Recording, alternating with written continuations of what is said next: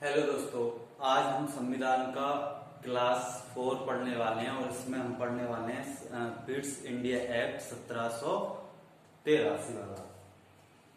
Sorry, 1783 नहीं, 1784 वाला। तो आज इस वीडियो को देखने से पहले मैं थोड़ा आपको समझा देता हूं कि पहले वीडियो में हमने पढ़ा कि ईस्ट इंडिया कंपनी की स्थापना कैसे हुई, कैसे भारत में इन लोगों ने अपनी प्रेसिडेंसियां खोली, और दूसरे में बताया था मैंने कि प्लासी का युद्ध, बक्सर का युद्ध और इलाहाबाद की संधि।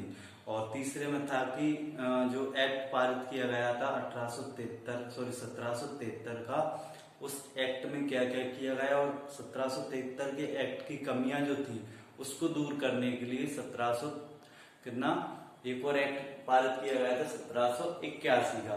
कौन सा? Act of settlement. इसके बाद में हम पढ़ने वाले हैं 1784 का पिट्स इंडिया एक्ट। तो पिट्स इंडिया एक्ट पढ़ने से मैं इसकी कहानी बता देता हूं कि आप लोगों को कि ये एक्ट लाया क्यों गया था। तो हुआ क्या कि जैसे भारत में ईस्ट इंडिया कंपनी के बारे में बहुत सारा काम चल रहा था, बहुत सारी चीजें चल रही थी, वैसे ही ब्रिटेन में भी कंपनी के बारे में बहुत सारी चीजें उभर के आ रही थी। यानी बोल सकते हैं कि जैसे ब्रिटेन की सीनेट में दो पक्ष थे, यानी एक तो सत्ताधारी और एक विपक्ष वाले। तो विपक्ष में एक आदमी था डुंडास नाम का। तो डुंडास जो था वह जो भारत में बंगाल में गवर्नर जनरल था उससे ना खुश था, यानी खुश नहीं था। बैरन हास्टिंग एक गवर्नर जनरल था वहां का, बंगाल का, तो उससे ना खुश था, उसको हटाने में लगा हुआ था। कौन? डुंडास। तो डुंडास ने एक एक्ट पारित किया जिसका नाम था डुंडास एक्ट। उसमें एक ही मकसद था उसका कि कैसे न कैसे करके गवर्नर जनरल को वापस ब्रिटेन लाया जाए, यानी वहां से हटाने का काम था उसका। तो डुंडास ने जो एक्ट पारित करने वाला था या किया, उसमें से उसको करने से पहले ही वो बंद हो गया था। कारण कि भारत में गवर्नर जनरल की नियुक्ति करना या उसको हटाना किसका काम था? बोर्ड ऑफ डायरेक्टर का। तो डुंडास ने बोर्ड ऑफ डायरेक्टर से बात की, यानी इसका जो सदस्य होगा, मेन कार्यकर्ता, उससे कि आप क्या करो कि जो बंगाल में बैरन हास्टिंग है उसको वापस ब्रिटेन भेज दो। तो बोर्ड ऑफ डायरेक्टर ने साफ मना कर दिया। इस कारण से डुंडास एक्ट फेल हो गया, डुंडास जो लाने वाला था। इसके बाद ब्रिटेन में उस टाइम पे जो सत्ताधारी पक्ष था उसमें दो आदमी थे, दो थे, फॉक्स और लॉर्ड नाम के। फॉक्स दो लोगों की मिलीजुली सरकार थी। एक का नाम था फॉक्स और दूसरे का नाम था लॉर्ड नॉर्थ। लॉर्ड नॉर्थ और फॉक्स की सरकार चल रही थी। उन्होंने क्या किया कि जो डुंडास का जो एक्ट पारित होने वाला था उसी को समझ के अपना एक नया एक्ट बनाया जिसको उन्होंने पास किया। अब हुआ क्या कि ब्रिटेन की सीनेट में दो सदन होते हैं, हाउस ऑफ कॉमन्स और House of Lords. House of Commons और हाउस ऑफ लॉर्ड्स में क्या इन्होंने अपना एक्ट पारित किया? किसने? फॉक्स ने और लॉर्ड नॉर्थ ने। अब हुआ क्या था कि जो हाउस ऑफ लॉर्ड्स होता है वहां का सीनेट का, उसमें ब्रिटेन का राजा बैठता था, यानी जॉर्ज तृतीय नाम का वहां पर शासक था। जब भी उन्होंने वह एक्ट पारित किया दोनों सदनों में, तो जो राजा था उसने उसको पारित होने ही नहीं दिया, यानी कि जो फॉक्स की सरकार थी वो गिर गई। क्यों? क्योंकि ऐसा होता है कि जिस सरकार के द्वारा एक्ट पास किया जाता है, अगर उसका एक्ट पारित नहीं होता तो सरकार गिर जाती है। इस कारण से उस टाइम पे कहा जाता है कि ब्रिटेन में पहली बार और आखिरी बार क्या हुआ था कि किसी भारतीय काम के वजह से ब्रिटेन में सरकार गिरी थी। अब क्या हुआ कि आगे चल के नई सरकार बनी और नई सरकार में क्या हुआ कि एक नया एक्ट पारित किया गया जिसे बोलते हैं पिट्स इंडिया एक्ट 1784 का। उसको देखते हैं हम।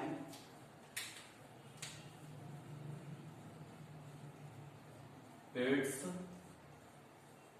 इंडिया एक्ट 1784, यानी एक्ट पारित किया गया 1784। और पिट्स इंडिया एक्ट का एक मकसद था, बहुत सारे मकसद थे उसको, मतलब जैसे पिछले एक्ट आए थे पिछले वाले को सुधारने के लिए, यानी कमियों को दूर करने के लिए, वैसे ही पिट्स इंडिया एक्ट भी लाया गया था पिछले 1781 और 1773 वाले एक्ट की कमियों को दूर करने के लिए। लेकिन इसमें मेन बात क्या हुई थी कि इसमें जो बोला जाता है कि जो ईस्ट इंडिया कंपनी ने भारत में जितनी भूमि अर्जित कर ली थी, यानी जितनी भूभाग पर कब्जा कर लिया था, उस कब्जे को अपना बनाने के लिए, यानी जैसे बोल सकते हैं कि वो दर्शाना चाहते थे भारत में इतना भाग हमारा है। एक पत्र बोल सकते हैं, यानी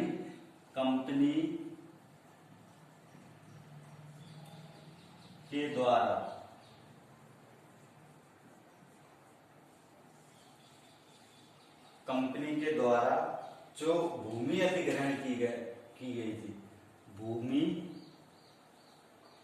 या भूभाग लिख सकते हैं हम, भूभाग, जो भूभाग अर्जित किया गया था,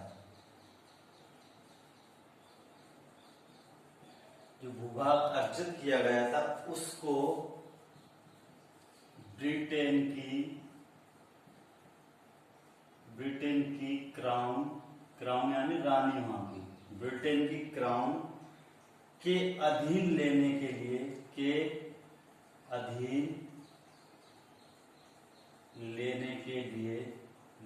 के या का बोल सकते हैं, लेने का दस्तावेज। यानी कि भारत में जितने भी भूभाग पे ब्रिटिश ईस्ट इंडिया कंपनी ने कब्जा कर लिया था, उसको अपने अधीन करने के लिए यह दस्तावेज जारी किया गया। और बोला जाता है कि इस एक्ट के द्वारा भारत में जो अंग्रेजी कर्मचारी, ब्रिटिश कर्मचारी जो उपहार लिया करते थे, उसको भी बंद किया गया था, यानी उपहार प्रतिबंधित।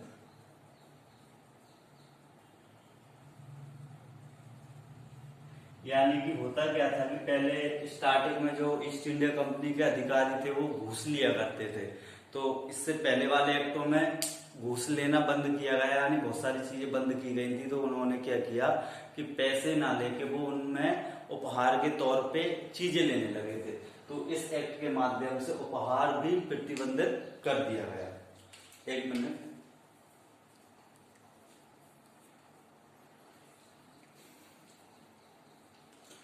और बोला जाता है कि देखना, जो पिट्स इंडिया एक्ट आया था, पिट्स इंडिया एक्ट 1784 द्वारा गवर्नर जनरल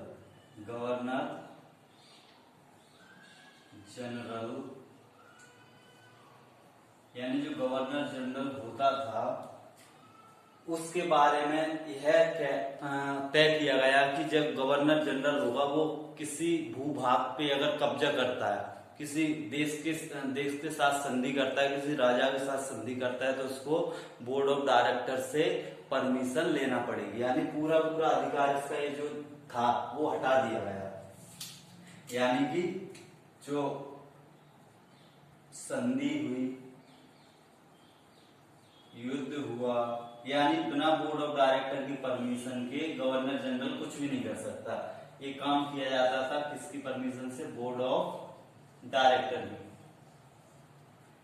और बोला जाता है कि बिना अनुमति, बोर्ड ऑफ डायरेक्टर की बिना अनुमति के कुछ भी नहीं कर पाता था। यानी ये जो ना युद्ध कर सकता था, ना संधि कर सकता था, ना या भूमि अधिग्रहण कर सकता था। अनुमति लेना अनिवार्य कर दिया था। इसका अनुमति लेना अनिवार्य, यानी कि बोर्ड ऑफ डायरेक्टर से गवर्नर जनरल को अनुमति लेना अनिवार्य कर दिया था। अब हुआ क्या था कि इसी एक्ट के माध्यम से बोर्ड ऑफ डायरेक्टर जो था वो दो भागों में बांट दिया गया था, क्योंकि सारे काम कौन करता था? बोर्ड ऑफ डायरेक्टर, चाहे प्रशासनिक हो चाहे व्यापार हो। तो इसके काम भी बांट दिए गए थे। यानी बोर्ड ऑफ डायरेक्टर का काम बांटा गया, काम बांट दिया गया। यानी इसमें बहुत बहुत ज्यादा वर्कलोड था, इसलिए इसका काम बांट दिया गया। और इसको बांटने का मतलब ये था कि इसको दो भागों में तोड़ दिया गया था, यानी इसको दो भागों में तोड़ना, यानी द्वैध शासन लाया गया था। द्वैध शासन, भारत में द्वैध शासन की स्थापना का टाइम आ गया था। अब द्वैध शासन का मतलब था कि इसको दो भागों में तोड़ा गया बोर्ड ऑफ डायरेक्टर को, यानी पहला था बोर्ड ऑफ डायरेक्टर और दूसरा था बोर्ड ऑफ कंट्रोलर। इससे पहले मैंने वीडियो में गलत लिखा हो गया बोर्ड ऑफ कंट्रोलर, वो बोर्ड ऑफ कंट्रोलर ना होके कोर्ट ऑफ प्रोपराइटर है। तो बोर्ड ऑफ डायरेक्टर और बोर्ड ऑफ कंट्रोलर में तोड़ दिया गया। बोर्ड ऑफ डायरेक्टर का काम था व्यापारिक मामला, यानी व्यापारिक काम कौन संभालता था? Board of director. और प्रशासनिक कौन संभालता था? Board of controller. तो बोर्ड ऑफ डायरेक्टर का काम संभालने का काम था व्यापार का और बोर्ड ऑफ कंट्रोलर प्रशासनिक। अब इनके जो काम थे, यानी कि इसको एक मंडल का नाम दिया गया था, एक था निर्देशक मंडल, निर्देशक मंडल, और ये वाला था अपना नियंत्रक मंडल, नियंत्रक मंडल। यानी इनको अलग अलग मंडलों के नाम से जाना जाने लगा था। निर्देश करता था, ये उसको नियंत्रित करता था। इस तरीके से बोर्ड ऑफ डायरेक्टर दो भागों में बांट दिया गया था। किस एक्ट के द्वारा? पिट्स इंडिया एक्ट 1784 के द्वारा। अब हुआ क्या कि जो बोर्ड ऑफ कंट्रोलर होता था, बोर्ड ऑफ कंट्रोलर, इसमें 6 सदस्य हुआ करते थे। सदस्य कितने?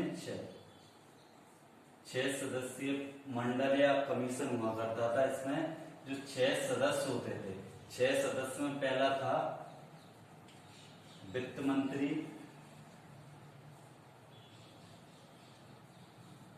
और दूसरा था अपना राज्य सचिव, और जो लास्ट 4 थे वो लिए जाते थे किससे? प्रीवी काउंसिल के द्वारा। प्रीवी काउंसिल, यानी कि जो प्रीवी काउंसिल पिछले वाले वीडियो में बता चुका हूं कि ब्रिटेन में एक प्रीवी काउंसिल की स्थापना की गई थी। जैसे भारत में अगर सुप्रीम कोर्ट में कोई फैसला गलत ले लिया जाए किसी के पक्ष में, तो क्या कर सकता है? वो ब्रिटेन में जाके प्रीवी काउंसिल में अपनी याचिका दायर कर सकता है। तो उसी के 4 सदस्य लिए गए थे किसमें? बोर्ड ऑफ कंट्रोलर में। अब आगे बोला जाता है कि इसी एक्ट के माध्यम से, यानी पिट्स इंडिया एक्ट के माध्यम से इंग्लैंड में एक, यानी इंग्लैंड में एक कोर्ट की स्थापना की गई थी। कोर्ट की स्थापना, इंग्लैंड में एक सुप्रीम कोर्ट स्थापित किया गया। कारण यह था कि भारत में ईस्ट इंडिया कंपनी के कर्मचारी जो थे क्या करते थे? अवैध काम करने लगे थे, यानी 2 नंबर का काम करने लगे थे। तो इस सुप्रीम कोर्ट को खोलने का एक ही मकसद था कि भारत में जो अंग्रेजों के जो कर्मचारी, ईस्ट इंडिया कंपनी के कर्मचारी कोई अवैध काम करते हैं तो उस पर मुकदमा चलाया जाएगा। इसके द्वारा इंग्लैंड में कोर्ट जो स्थापित किया गया है, यानी इसकी स्थापना करने का लक्ष्य था एक कि अंग्रेजों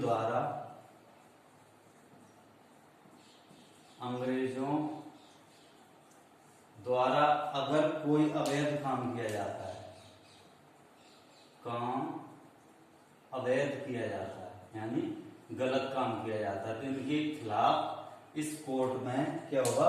मुकदमा चलाया जाएगा, यानी अंग्रेजों पे मुकदमा। इस तरीके से 1784 के एक्ट में बहुत सारी चीजें ली गई थी, यानी बहुत सारे बदलाव किए गए थे। और एक काम और था कि जो इसमें मैं बताया नहीं मैंने, कि जो बोर्ड ऑफ कंट्रोलर के सदस्य हुआ करते थे उनको नियुक्त करने का अधिकार था ब्रिटेन के राजा को। यानी नियुक्ति अगर होती थी, नियुक्ति या हटाना किसका काम था? ब्रिटेन के सम्राट पे था, यानी ब्रिटेन का सम्राट, ब्रिटेन का सम्राट क्या करता था, बोर्ड ऑफ कंट्रोलर के सदस्यों को हटाने का काम हुआ या नए सदस्य लाने का काम हुआ। वो काम था किसका, ब्रिटेन के सम्राट का। तो इस तरीके से 1784 का पिट्स इंडिया एक्ट लाया गया। कारण था कि 1773 और 1781 का जो एक्ट आया हुआ था, उस एक्ट में तमाम क्या थी, कमियां थी। उन कमियों को दूर करने के लिए नया एक्ट लाया गया 1784 का। अब जो 1784 का एक्ट है, इस एक्ट की कमियों को दूर करने के लिए नया एक्ट पारित किया जाएगा, जो हम पढ़ेंगे अगले वीडियो में। इसमें थोड़ा एक और था, एक वो लिख देता हूं, एक काम और था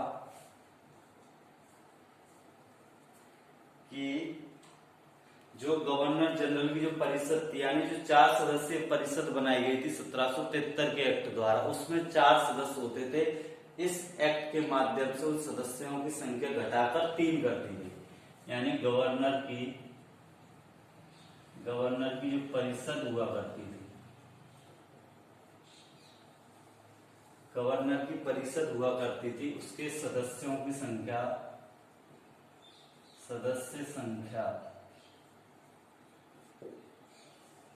कितनी कर दी गई, 4 से घटा के 3, 4 से 3 कर दी गई। यानी वो कह रहा था कि अब नए नए डिपार्टमेंट बन रहे थे, तो नए नए डिपार्टमेंट मतलब जैसे बोर्ड ऑफ डायरेक्टर को 2 भागों में बांट दिया, तो 2 भागों में बटेगा, तो उसकी जो 2 टीमें होंगी तो अलग अलग काम कर सकते हैं। अब क्या हुआ कि जो परिषद थी उसमें सदस्यों की ज्यादा सदस्यों की जरूरत ही नहीं रहेगी, तो क्या करेंगे, उसमें से सदस्य कम किए जाएंगे और इस तरीके से काम होता गया और आगे चल के बहुत सारा काम होना है। बहुत ही इंटरेस्टिंग संविधान होने वाला है। आप लोगों से निवेदन है कि सारे वीडियो स्टार्टिंग से देखते चलें, क्रम से देखना है, बीच में से देखोगे तो कुछ समझ में नहीं आएगा। लाइन से देखते चलना, पूरा कहानी जैसे चलेगा और आपको पूरा संविधान बिल्कुल ही सही तरीके से आपको याद हो जाएगा। तो पूरा हम करने वाले हैं। आज के लिए इतना ही। थैंक यू, धन्यवाद।